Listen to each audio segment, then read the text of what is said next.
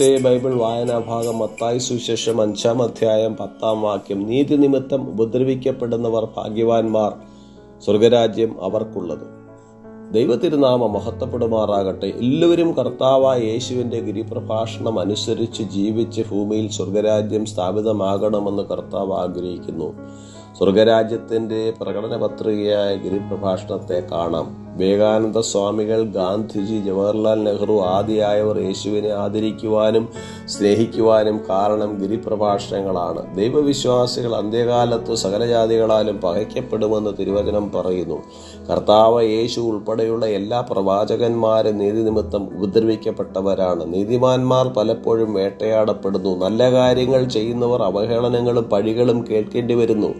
കർത്താവിൻ്റെ നാമത്തിൽ സംസാരിച്ച പ്രവാചകന്മാരെ കഷ്ടാനുഭവത്തിനും ദീർഘക്ഷമയ്ക്കും ദൃഷ്ടാന്തമായി വിചാരിച്ചുകൊള്ളുവെന്ന് യാക്കോബ് 5:10 പറയുന്നു.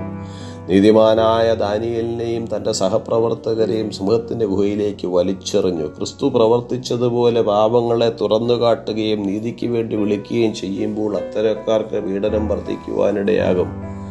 നമ്മുടെ കുടുംബജീവിതത്തിലും സാമൂഹ്യ ജീവിതത്തിലും പീഡനം പ്രകടമാണ്. നീതിക്ക് വേണ്ടിയുള്ള പീഡനം ഏറ്റുവാങ്ങുവാൻ വിശ്വാസികൾ തയ്യാറാകുമ്പോൾ ദൈവവുമായുള്ള അടുപ്പം അനുഭവിക്കുവാനിടയാകുന്നു. നീതിക്ക് വേണ്ടിയുള്ള കഷ്ടപ്പാടുകൾക്ക് സ്വർഗത്തിൽ വലിയ പ്രതിഫലം ലഭിക്കുന്നു. പരീക്ഷ സഹിക്കുന്ന മനുഷ്യൻ ഭാഗ്യവാൻ, അവൻ കൊള്ളാവുന്നവനായി തെളിഞ്ഞ ശേഷം കർത്താവ് തന്നെ സ്നേഹിക്കുന്നവർക്ക് വാഗ്ദത്തം ചെയ്ത ജീവകിരീടം പ്രാപിക്കുമെന്ന് യാക്കോബ് 1:12 പറയുന്നു.